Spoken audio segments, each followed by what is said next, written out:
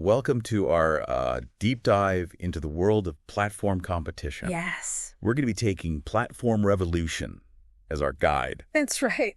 a book that really reveals how these giants like Amazon, Alibaba, and Facebook Right. are rewriting the rules of the game. Yeah, we're going to be exploring concepts like multihoming and Yeah. platform envelopment, Yeah. and we're going to see why data is the new oil in this digital age. Right. Get ready to really see how these forces are shaping the landscape for both businesses and consumers.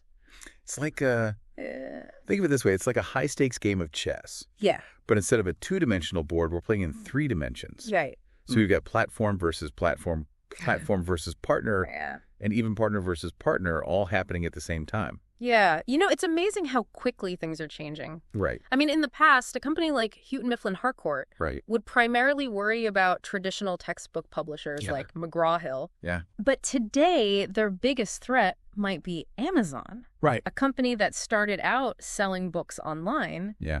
but has since expanded into countless other industries. It's almost like these platforms are operating on a different plane of existence, Yeah. unbound by the traditional rules of competition. Right. I mean, for decades, businesses relied on frameworks like Michael Porter's 5 Forces. Right. Things like the threat of new entrants, bargaining power of suppliers, Yeah. rivalry among existing competitors to understand their competitive landscape. And let's not forget the resource-based view, Right. where the key to success was controlling a unique resource, Yeah. like De Beers did with diamonds. Yeah. But platforms are turning all of that on its head. Uh-huh. They're blurring the lines between industries, creating entirely new ecosystems Right. where the old rules simply don't apply. So instead of just trying to beat your rivals, Right? platforms are focused on creating value across an entire network Yeah. of partners and users. And capturing a share of that value is the name of the game. That's precisely it. Yeah. Think of Alibaba, Right. a company that emerged in China Yeah. and rapidly surpassed traditional retail giants in just over a decade. Right. Their success wasn't just about offering lower prices or better products. Yeah. It was about understanding how to orchestrate an entire ecosystem Okay. of buyers, sellers, and service providers. Right. They realized that controlling access to their user base Yeah. meant controlling the flow of advertising dollars, Okay. a strategy that helped them surpass even Amazon in profitability. So Alibaba blocked Baidu, Right? China's largest search engine, Yeah. from indexing their website. Yes. That's a bold move, especially for a company just starting out. Well, It seems definitely. counterintuitive. Yeah. Wouldn't they want more people to find their product? On the surface, yes. Right. But Alibaba understood that as they grew, Yeah. advertising revenue would become a major source of profit. And they didn't want to share those profits with Baidu by controlling access to their platform. Right. They could control the advertising dollars flowing to their users. It's a brilliant strategy. Right. They were playing the long game, and it paid off handsomely. Yeah. They essentially created their own walled garden Right. where they could dictate the terms of engagement. And this idea of limiting platform access is Yeah. one of the key strategies platforms use to gain an edge. Okay. Platforms don't want you spreading your attention Yeah. across multiple similar services. Yeah. They want to keep you locked in a concept called multihoming. Like Apple's decision to ban Adobe Flash Player from the iPhone. Right. Now, initially they claimed it was about security and user experience, Yeah, but it went deeper than that, didn't it? absolutely. Yeah. Adobe Flash Player enabled developers to create content that could run seamlessly Yeah. across various platforms, iPhones, Android devices, even web browsers. Mhm. This multi-homing capability threatened Apple's control over its ecosystem. So by blocking Flash App, maintained tight control over its app store, Right. ensuring that developers had to play by their rules Right. if they wanted to reach iPhone users. Exactly. And that translated into more revenue for Apple. Precisely. It was a calculated move to secure their position Right. and maximize their profits. It's fascinating to see how these seemingly small decisions can have such a profound impact Yeah. on the competitive landscape. Right. But limiting access is just one piece of the puzzle. Right. Platforms also need to find ways to foster innovation within their ecosystems. That's right. Okay. Platforms need to create an environment Yeah. where partners are incentivized to develop new products and services. Okay. One way they do this is by being transparent about their own product roadmap, Okay. like SAP does, Right. by publishing a roadmap of features they plan to develop. Yeah. SAP gives its partners the confidence to invest in other areas, knowing they won't be blindsided by SAP's own development efforts. So it's like saying, hey, partners, we're focusing on this area, so you can focus on that area. Exactly. We're all in this together, Right. but let's avoid stepping on each other's toes. Exactly. It encourages specialization and prevents wasted effort. Right. But platforms also need to be strategic about how they capture the value of this innovation. Okay. They need to keep a close eye on what their partners are doing Yeah. and be ready to acquire duplicate Right. or even promote competitors Yeah. to maintain their dominant position. It sounds like they're playing a delicate balancing act, Yeah, walking this tightrope between collaboration and competition. it is. Can you give us some examples of how platforms have successfully used this strategy? Think about Facebook and Zynga. Zynga was a gaming company that created wildly popular games like Farmville and Mafia Wars, Right. which were heavily integrated with Facebook. Facebook could have tried to acquire Zynga outright, but the gaming industry is notoriously unpredictable. Yeah. Today's hit game could be tomorrow's forgotten fad. So they decided to let Zynga do the heavy lifting Well, and then just copy their best ideas. not exactly. Oh, fine. Facebook recognized that the real value Yeah. lay in having a diverse gaming ecosystem, Right. not just one dominant player. Okay. So they encouraged more game developers to join the platform, Right. which ultimately diluted Zynga's market share Right. while keeping Facebook in control of the overall gaming experience. Okay. And then there's the Instagram story. Yes, the billion-dollar selfie. Right. Facebook saw the explosive growth of Instagram Yeah. and its potential to become a serious rival. Right. So they decided to acquire it before it became too big to handle. Exactly. But they tried a similar tactic with Snapchat and failed, right? That's right. Yeah. Snapchat's founders turned down Facebook's $3 billion offer, Wow. and Snapchat has continued to thrive independently. Right. This highlights an important point. The foster and capture strategy isn't always a guaranteed win. Right. Sometimes the target company is simply too valuable, too independent, Yeah. or just plain stubborn to be acquired. It's a fascinating dance between platforms and their partners. It is. And it's not always clear who will come out on top. Right. But there's another crucial element in this whole platform game that we need to discuss. Right. Data. Data. You know that saying, data is the new oil? Right. Well, it's a cliche for a reason. Data is the fuel that powers the platform economy. Right. Platforms collect massive amounts of information about their users, Yeah. and they use that data in both tactical and strategic ways. Okay, so tactical data use is like optimizing the placement of that buy now button on Amazon Right. to increase sales. Yeah. But what about strategic data use? Right. How does that work? Strategic data use is about seeing the big picture. Okay. It's about understanding how users interact with the platform, Right. identifying emerging trends, Yeah. and anticipating future needs. Okay. It's like having a crystal ball that shows you where the market is headed. And the platforms that can effectively harness this data have a huge advantage, right? Absolutely. Yeah. Look at the competition between Monster.com and LinkedIn. Okay. Monster was an early leader in online job searching, Right. but their focus was on active job seekers. Okay. Once a job was filled, the interaction ended and the data flow stopped. Right. This limited their understanding of long-term trends and skills gaps in the workforce. So they had a rather myopic view of the job market. Yeah.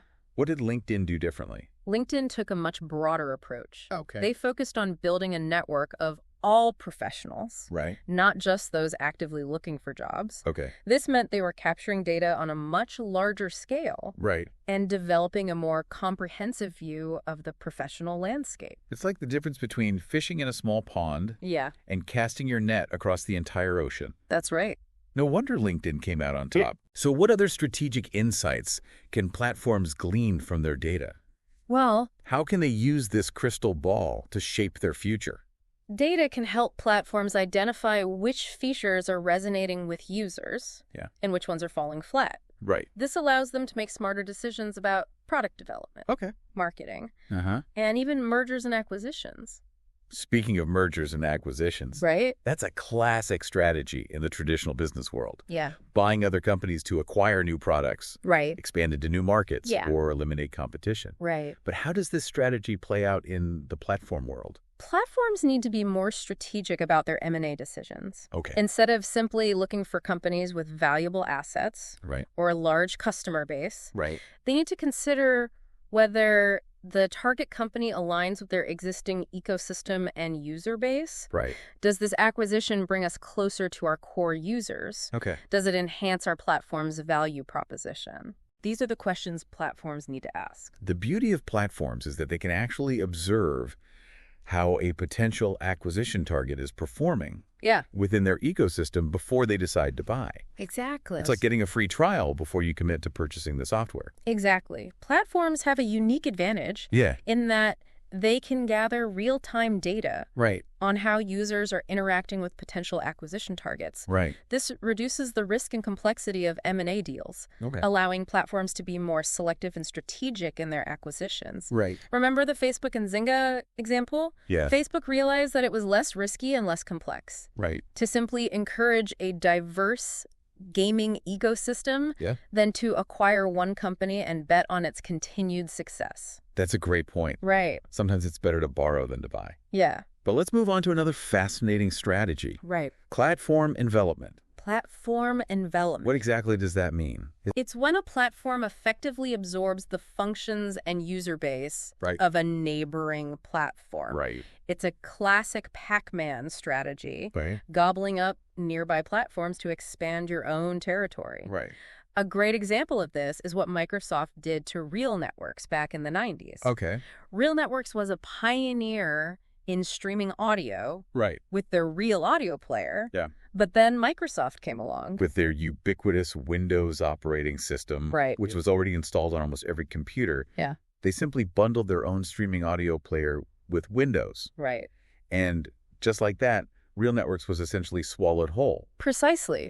Microsoft's platform had such massive reach that it could easily envelop smaller platforms like Real Networks. We're seeing echoes of this today with Apple using the iPhone platform to muscle into mobile payments and wearables. Companies like Hair are leveraging their appliance platforms to target the connected home market. It's like a digital land grab with platforms constantly vying for territory and expanding their influence. That's right. But as you said earlier, the opportunities and threats run both ways. Of course. If you're trying to envelop another platform, they might try to do the same to you. In those situations, the platform with the larger user base and stronger network effects usually has the upper hand. But remember, the LinkedIn and Monster example size isn't everything. A platform that can offer a truly superior experience like LinkedIn did can overcome even a significant size disadvantage. Ultimately, it all comes back to creating value for users. If you can consistently deliver a better experience, you'll eventually win out, regardless of your size. But speaking of size, let's talk about those winner-take-all markets. What are those and why are they so important in the platform economy? Winner-take-all markets are situations where a single platform becomes so dominant that it's nearly impossible for anyone else to compete. These markets are driven by a combination of factors. So what are the key ingredients for a winner-take-all market? First, you need strong supply economies of scale, where the cost of producing each additional unit decreases as you produce more. This is a classic industrial era concept that you see in industries like automobiles and semiconductors. Then you need powerful network effects, where the value of the platform increases with each new user. The more people use Facebook, the more valuable Facebook becomes to everyone. So it's a kind of snowball effect. Where the platform keeps getting bigger and more valuable. Making it even harder for competitors to catch up. Exactly. And then there are high multi-homing and switching costs. If it's too expensive or inconvenient to use multiple platforms, people will tend to choose one and stick with it. Think about smartphones. Most people can't afford to have both an iPhone and an Android phone. So they pick one and stay within that ecosystem. And finally, you need a lack of niche specialization. If there are distinct groups of users with specific needs, it's easier for smaller platforms to carve out their own niches. But if everyone wants basically the same thing, it becomes a race to the top with only one winner. Like Uber and Lyft. They're both vying for the same pool of riders and drivers. That's right. And it's an incredibly fierce battle. You nailed it. And that fierce competition is a hallmark of winner-take-all markets. Right. The stakes are high, and companies are willing to do whatever it takes to come out on top. Right. It's a fascinating and sometimes brutal aspect of the platform economy. Right. Yeah. Okay. Yeah. It's clear that these platforms have completely changed the way we think about competition. But as we were discussing earlier, this new landscape also brings up some important questions about regulation and fairness. Absolutely. The old rules of antitrust and consumer protection might not be enough to deal with the unique challenges posed by this platform-driven economy. And those concerns aren't just hypothetical. We're already seeing real-world examples of these potential downsides. Can you give us some concrete examples? What are some of the ethical and regulatory issues that platforms are grappling with right now? Let's start with the debate around worker classification. Okay. Platforms like Uber and Lyft depend on a huge network of independent contractors, drivers in their case, to provide their services. Right. This model allows them to keep their overhead costs low and stay flexible. But it also raises concerns about worker rights and whether they're getting a fair deal. That's right. If drivers are classified as independent contractors, they miss out on benefits and protections that traditional employees have, things like a minimum wage, overtime pay, and unemployment insurance. Right. There's a lot of discussion around whether this classification is fair and if these workers are being taken advantage of. And this isn't just about ride-sharing platforms. It extends to other parts of the gig economy like Instacart, DoorDash, and TaskRabbit, which all rely on the same model of independent contractors. Right. There's a growing movement to reclassify these workers as employees, giving them the same rights and protections as traditional workers. That makes sense. But I imagine the platforms are fighting hard against this idea. Yeah. It would significantly increase their costs and could even disrupt their entire business models. Yeah. What other regulatory challenges are they facing? Data privacy is another major issue. Okay. Platforms collect mountains of data on their users, everything from our browsing history and location data to our social connections. Right. While some of this data is used to improve our experience and tailor our interactions, there's a growing concern about how all this data is collected, stored, and potentially shared. Yeah, especially when you consider the potential for misuse. Yeah. We've seen examples of data breaches, identity theft, and even targeted advertising that feels a little too personal. It feels like these risks are only going to increase as platforms get more sophisticated with their data collection and analysis. Absolutely. And then there's the whole issue of algorithmic bias. Right. Platforms are increasingly relying on algorithms to make important decisions about things like the content we see and even who gets hired for a job. Yeah. But if these algorithms are trained on biased data, they can actually reinforce and even amplify existing inequalities. So, for instance, if a hiring algorithm is trained on data that shows men being hired more frequently for certain jobs, it could end up unintentionally discriminating against women, even if that wasn't the original intention. Exactly. And it's a serious concern because these algorithms are often like black boxes. Right. We don't always understand how they work or what factors they're considering. This lack of transparency makes it difficult to spot and correct potential biases. It feels like we're only beginning to understand the full scope of the ethical and regulatory challenges presented by these platforms. Yeah. And as they continue to grow and evolve, these challenges are only going to become more complex and urgent. You're absolutely right. The platform revolution is still unfolding, and we're just starting to grasp its implications for society. Right. But one thing is clear, we need to have these conversations now and figure out new ways to regulate these powerful entities. So let's shift gears a bit and talk about potential solutions. Okay. What can we do to address these challenges and ensure that platforms are used for good, not for harm? There's no easy fix, and it's going to take a multifaceted approach. Right. One key area is regulation. We need to update our laws and regulations to catch up with the realities of the platform economy. So we need to move beyond those outdated industrial-era models of competition and come up with new frameworks that specifically address the unique dynamics of platforms. What would that look like in practice? It could involve strengthening antitrust laws to prevent platforms from becoming too dominant, creating new labor laws that protect gig economy workers, and implementing tougher data privacy regulations. No. It's also important to remember that this is a global issue. Yeah. Platforms operate across national boundaries, so we need international cooperation to develop effective regulations. That's a big ask. But regulation alone isn't enough, is it? No, you're right. We also need to focus on ethical design. Okay. Platform designers have a responsibility to think carefully about the potential consequences of their creations and build systems that are fair, transparent, and accountable.